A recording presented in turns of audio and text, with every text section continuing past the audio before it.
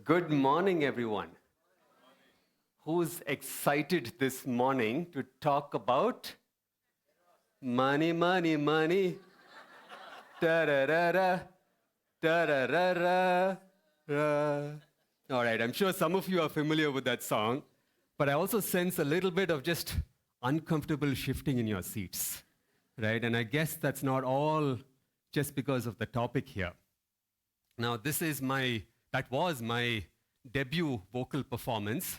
And for those of you here who don't know, I cannot sing to save my life. Right? My kids very strongly advised me not to do this. And they said, if you really must, if this is on your heart and you have to do this, just make sure we are not around. Right? And so I think they're safely there. They do not want anything to do with this as well. Now, I am also very much in the uncomfortable category, not just about the singing, but when it comes to talking about the topic of money as well. Um, Many years ago, before Ashraya and before I got married as well, I had invited a friend to church. Right? And this was a friend from kindergarten. So I'd gone way, way back with him. And he happened to be visiting me. And after 25 years of knowing him, I mustered up the courage to say, would you like to come to church with me this morning? Right? And I made that invitation to him. At that point, I was, as usual, serving in the AV team, and I had strategically told him to please come for second service because I wanted to go in there in the first service and vet the message. Right? I needed to see what was being spoken before I brought this very dear friend of mine who had no idea about what we actually did at church. Um, and in that first service, I realized that the topic was money. And then what I did was I actually called him up and I told him to please skip coming that day. And I said, we'll find another day. I did not want this topic to be his first experience with church. Now, this was also because in my experience, whenever churches brought up the topic of money, it somehow mainly came down to this tithing, right? And I've always felt that what I give, how much I give, and what I do with my resources is between me and between God, right? I didn't really want the church to be coming into the middle of this. It wasn't to be done as a checkbox. It wasn't to be done out of a sense of obligation. Now, fast forward almost 25 years later. A few months ago, our family was traveling and we attended a church where they happened to start a series on this very topic again, right? And my skeptical side almost immediately kicked in there as well. But as I listened, I realized that this topic of money was actually being done in a very biblical, in a very healthy, and in a very grounded way as well. And so when we came back to Bangalore, I suggested to our teaching leads that we use this series as a framework for talking about it in our church as well. And as it happens in Ashraya, if you make a suggestion, you very gently but also extremely firmly get handed the responsibility to do something about it as well. And here we are. Right, so we are starting a 4-week series on Jesus' teaching on money, generosity, and stewardship. Now, before we dive in, let me just take a minute and address the elephant in the room here. Right? Money in general and money in the church in particular is a very sensitive topic. Right? I often prefer just to have the church not stay out of to stay out of this, right? Not deal with this aspect of my life here as well. And a good reason for this is because many of us probably think that, and we've probably seen also, that Jesus' teachings in this area have been misinterpreted, have been misused. And if not handled well, this can even become very divisive amongst all of us here as well. Now, to be clear that, this series is not going to be about raising money for the church. It is not going to be talking about giving, right? Giving is a very important topic for each of us to individually consider. but it is not something that we are going to be prescriptive as a church about. Right? It is the heart behind that is so much more important. Not the amount, not what we're doing, but it is the heart behind that. And that is what we need to pay attention to. Right? So in this series, we're really going to be focusing on what Jesus is saying about how to be responsible stewards of what he has blessed us with. Right? This is also a series that John Mark Comer has done. And when I listened to the series as it was being done in that church, I went through a couple, out of the four, I listened to a couple of those messages. I felt that he has really addressed this topic in a very healthy, in a very biblical perspective as well. Right? So with that, let's get started.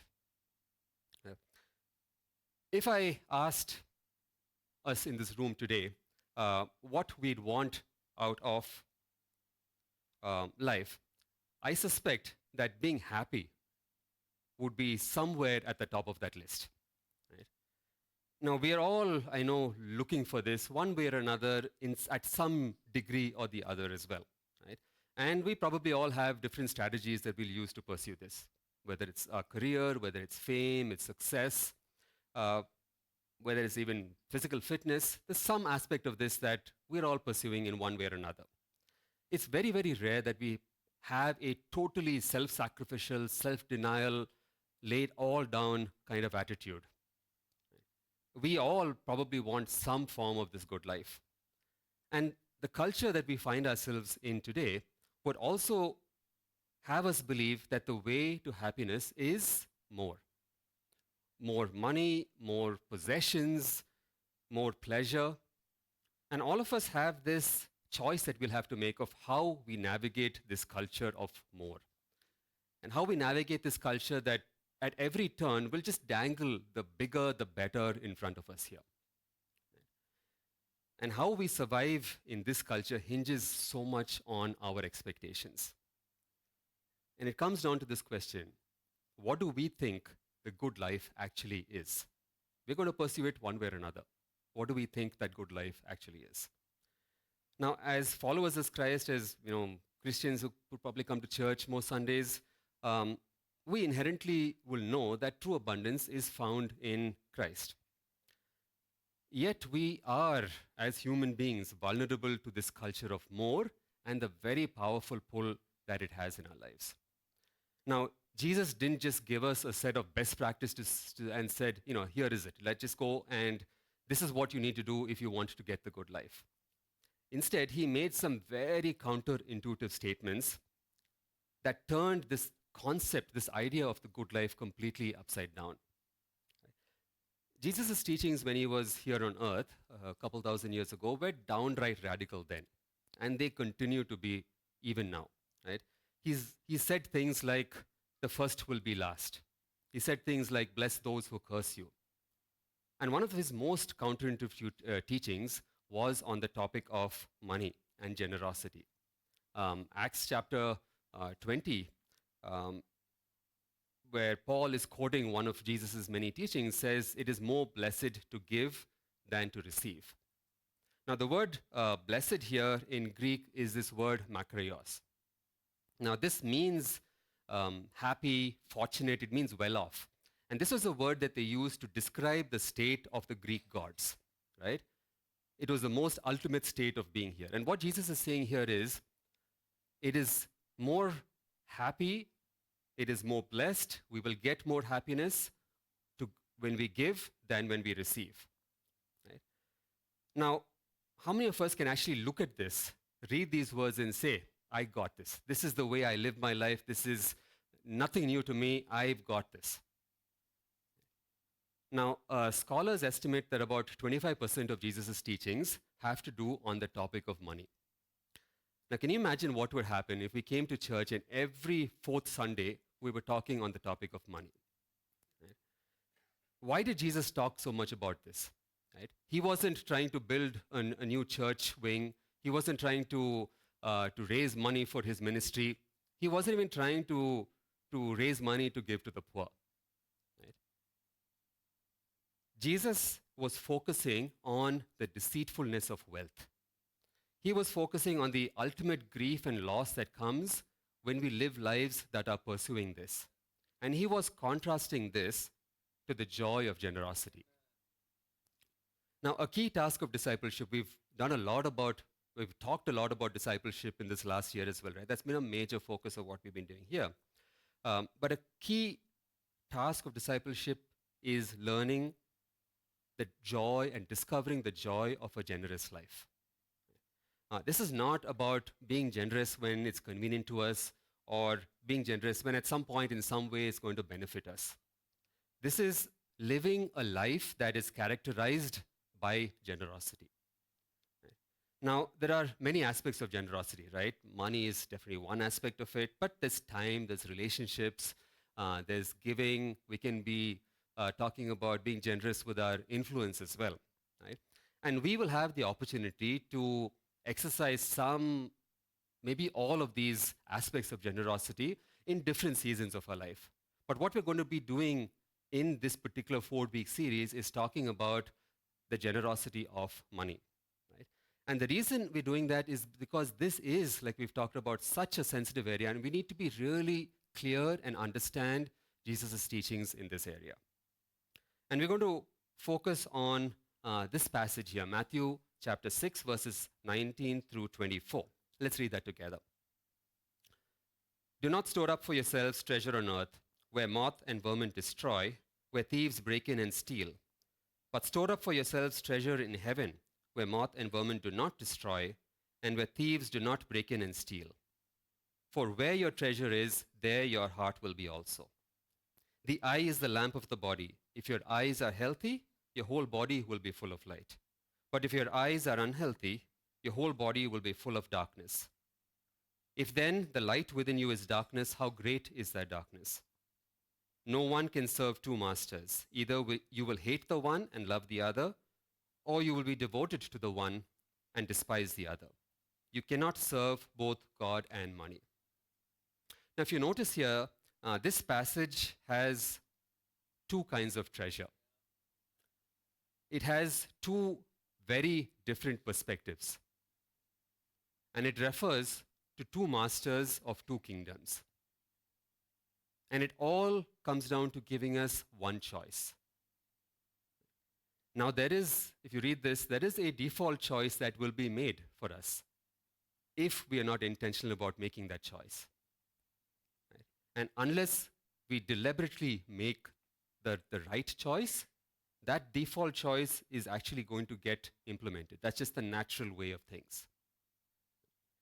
So let's dive in a little bit more here. We're going to talk, number one, about what's your treasure. Right? In verses 19 and 20, Jesus is focusing on the ingrained human impulse that we all have to store up, to keep, to hold on to things.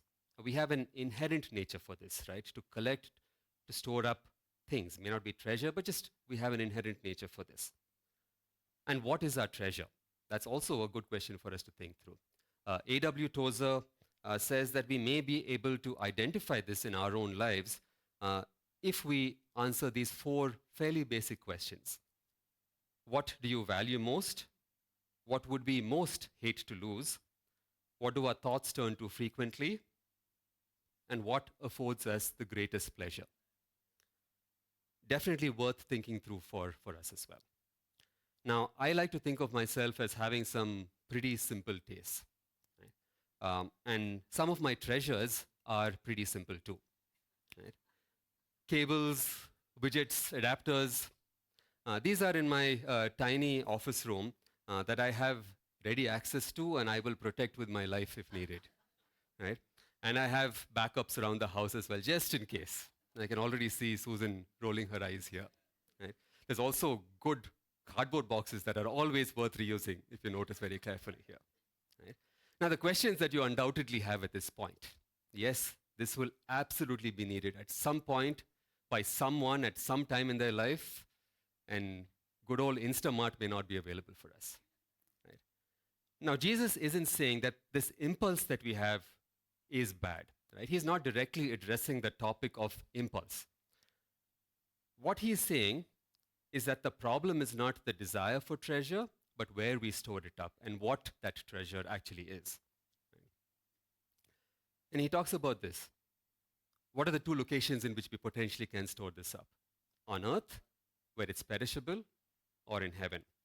Now, we've heard this notion of storing up treasures in heaven. What does that even mean? Right? How does one store up treasures in heaven? And heaven, in this case, is not referring to this place that we will probably go to when we die, or it's talking about this thing that we need to do to be able to somehow build up our account up there. Right? What he's talking about here is to build our treasure in God, to prioritize our spiritual wealth over our material possessions. And we do that by living a life of generosity and service and faith. Right? We do this by paying attention to what God is doing in the here and now and being obedient to Him in that. Now, the key verse that follows this, verse 21, explains the reasoning. For where your treasure is, there your heart will be also. Now, it's pretty clear that our life's focus will follow the things that we value the most. Right? This command is essentially an instruction that we have to make our perspective focused on the eternal, on God and the things that He cares about as well. But why is this hard? Right? If we think about it, our money, our possessions should follow our heart. Right? The point that Jesus is making here is that our heart will follow our money. Right? We will start to worry, we will start to be anxious about how do we get more, how do we spend this thing that we have.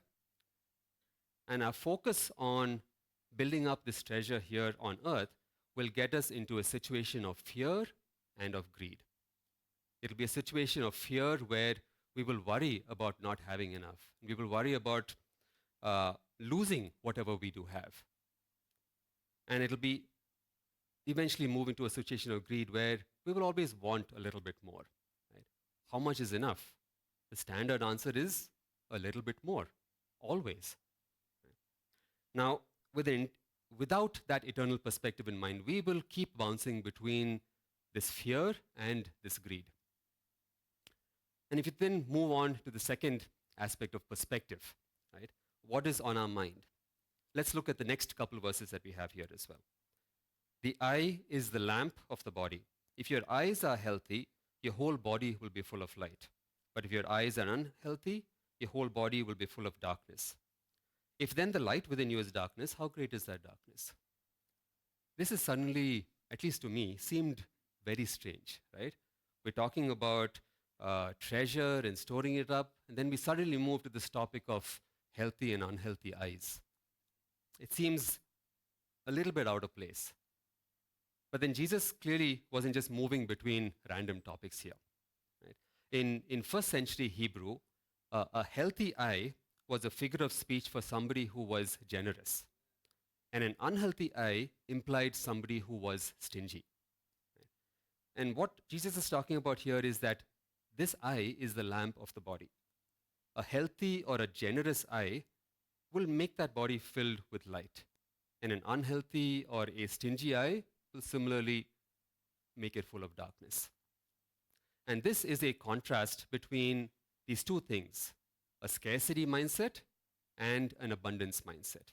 Right? Now, a scarcity mindset or this unhealthy eye concept is one where we view the world as one where there's lack, there's danger, right?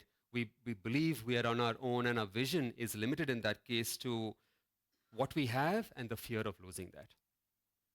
An abundance mindset, on the other side, a healthy eye, sees God as our provider. He sees God as our Father, all of life as being a gift. Yeah. A person with an abundance mindset will naturally live out a life of gratitude and of generosity. Two people can have the very same possessions, income, and look at life very differently depending on this mindset that we have. The scarcity mindset will always lead us back to that root of greed and of fear. Right? The abundance mindset will give us that very, very different perspective where our focus is on God and not on the things of this world. It frees us up to live gratefully, and that in turn will free us up to live joyfully. So some of the questions that we can, I think about today are, what would our I be characterized as? If we look at ourselves, we don't have to look at anybody else, right? What would we characterize our mindset as? The enemy is at work. We will know this when we lean towards the world's pursuit of money rather than seeking God first. Now we come to the third section here. We know about all of this, and it comes back down to our choice. What do you choose? And we go to that very last verse in this section. No one can serve two masters. Either you will hate the one and love the other, or you will be devoted to the one and despise the other. You cannot serve both God and money. This is where the rubber meets the road. Do we trust what God has said about an abundance mindset? In that case, yes, we can live lives that are a lot more freeing. And this is not just about not working towards a good career or not saving up for retirement. It's not that. It's not saying that we should not do that, right? But seek God first. And Jesus in this verse is basically saying that money is essentially to be viewed as a rival small g God, right? Or even an alternate but extremely dangerous and extremely false Messiah that we can very easily fall prey to. And while money is technically neutral, we know that, right? Most things in life are neutral. What we do with it can be very, very powerful. Right? And right there is the danger. Money can potentially promise to be a savior that cannot fill and reward us the way God actually can. It will ultimately lead down the abyss. And serving both is impossible. Money will take over our hearts unless we resist, every day resist its pull. And how do we do that? A generous life. This concept of generous living, I think, starts with how we see God. To understand that God is our Father and provider. It's a very simple thing, but a very hard thing to do. Generosity is reflected in so many aspects of the Bible. It's a huge part of the gospel as well. Right? We see how the Father gave the Son gave his life, and the Holy Spirit is freely given to anyone who asks. Giving is so evident and so clearly called out in the Bible. And if we do see God that way, right, not just mentally but with our hearts, we really see God that way, that will should impact the posture of our hearts as well. Right? Now, truly following Jesus should significantly change something in us. And it will also change the way we see money. And if it hasn't, then there is a very real danger that somewhere there is something to be looked at in our spiritual lives. Generosity is not just the act of giving. It's not just an action that we talk about here. Generosity is the posture of our heart that will fundamentally change our inner life. It has to. Number one, it will change us in three things. Number one, it will change, as we talked about, that scarcity mindset to an abundance mindset. It is not saying that we will have abundance. That is not what is being promised. That is never what the Bible has talked about, right? It is the abundance mindset that we have here, where we are putting it's an active declaration that our trust and our hope is in God, and He is our provider. That everything we have is ultimately a gift from Him. Secondly, it will also help transfer our treasure from being stockpiled here on earth to being in heaven. And when we hold tightly onto resources, we're essentially saying that we are putting our trust in mammon, right? This thing of money, this thing of possessions here. But when we willingly release them, we will know that we will say very, very clearly that God is our highest value. He is our ultimate security. At that point, we will start to detach our emotional security from perishable wealth and reattach it to eternal non-perishable values. And thirdly, we'll move from a sense of duty. Man, I just got to do this. There's nothing about it. I just need to do this. We will move from that attitude to a sense of doing it out of joy. Right? The Bible makes it very clear that this attitude of giving is so much more important than what or how much we give. Generosity will change that from just being a begrudging chore. Man, I got to do this, to a cheerful opportunity. I get to do this. I get to bless somebody. I get to be an overflow of what Jesus has done in my life. And this cheerfulness will be a direct result of a heart that understands the joy of a generous life. So we'll finally come to the last part. How do we actually do any of this stuff here? How do we actually practice generosity? To get to experience this, at least I feel that generosity is not about point in time, big, bold acts that we do. It must become a practice. It must be habituated in our daily life, into the little things of life. We talked about how fear and greed can control our perspectives. We cannot flip a switch and say, I'm no longer fearful, and flip another switch and say, today I will not be greedy. But the daily acts that we do can help us eventually backtrack and walk away from fear and greed controlling our lives. And generosity will come down eventually to then being a spiritual discipline. It'll come down to us needing to practice it if we want it to shape us. And maybe we can start small, right? Just prayerfully set aside a small portion and look for ways in which God can bring to light those that we can bless through that amount, right? Buy a cup of coffee somewhere, right? Invite somebody into our home, have them share a meal, even if it's going to pinch a little bit, right? But we need to be able to identify ways in which we can do this and be open to the Spirit of God working in our lives here. That will change the perspective that we have about this. Now, I'm sure that most of us sitting in this room can identify people in our lives who are generous. And many of us sitting in this room here have probably seen that generosity from others sitting around here as well. This is not new to any of us. Now, personally, my mom and my dad have demonstrated firsthand to me what a quiet but God-driven generosity looks like. Something that will always stay for me is what a person who came up to me at my dad's funeral 4 years ago and said. He just walked up and he said, I don't know you, I don't know your dad does not know me either. But your dad paid my hospital bill at a time when I could not. And none of us had any clue that he had ever done something like this, right? And I know that he had not done this because he felt it was the right thing to do. He probably didn't do this because he felt it was an obligation that he had to meet, or because he probably would have felt good about this. He did this because he knew what it meant to practice a God-focused generosity. And I'll tell you another story. There's a tailor who works out of a tiny, narrow shop 5 minutes away from our home.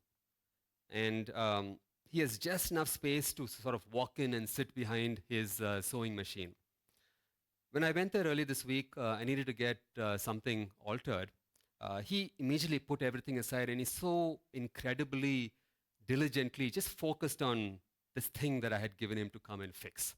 Right? It was a bag or something that needed a strap to be fixed. A few days later, he texted me and he asked me to come in and pick up that.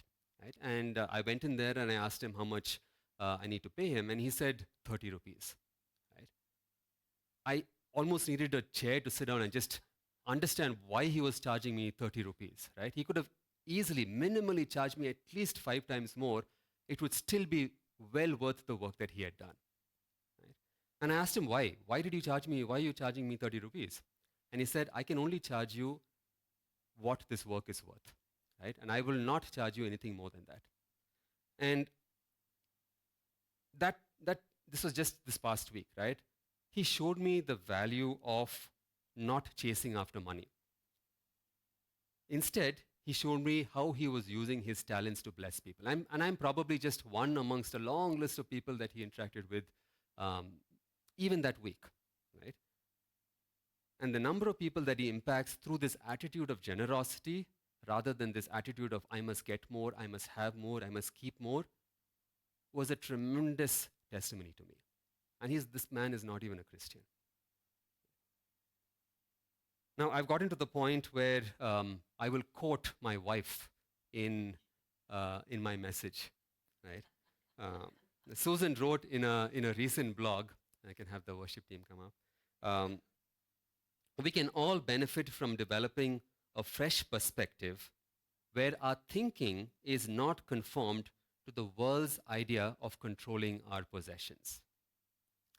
Instead, we renew our minds with the biblical concept of stewarding well what God has entrusted to us. We steward our time, our talents, and treasures well because we know our purpose of glorifying God. And as we align with that purpose, we become passionate to use what He has given us well. Now, most people who discover the joy of generosity in Jesus will live lives that are deeply fulfilling. They will spread His joy and love to others, and things will change in their lives. Fear will change to trust. Worry will change to peace. Misery may even change to joy. Will it cost us? Absolutely, 100%. But it will be worth the cost because we will be walking in obedience with Jesus. And we will be walking with a focus that is more and more on Him and less on ourselves or the things of this world. And my prayer this morning is that we will just allow the joy of Jesus to overflow out of our lives. And so the song that we're singing right now is a song of just saying, Lord, I will build my life upon your love, upon your word. And we're just going to declare that. And as we sing it, if the Lord is revealing things in your heart of like, this is an area that this joy can spill out. This is an area where your generosity can spill out. Take note of it.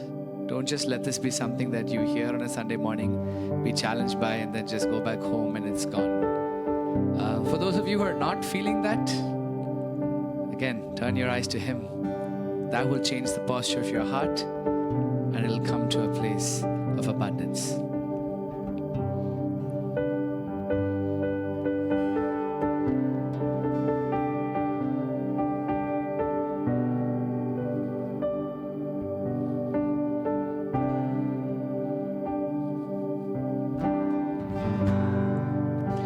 Worthy of every song we could ever sing, worthy of all the praise we could ever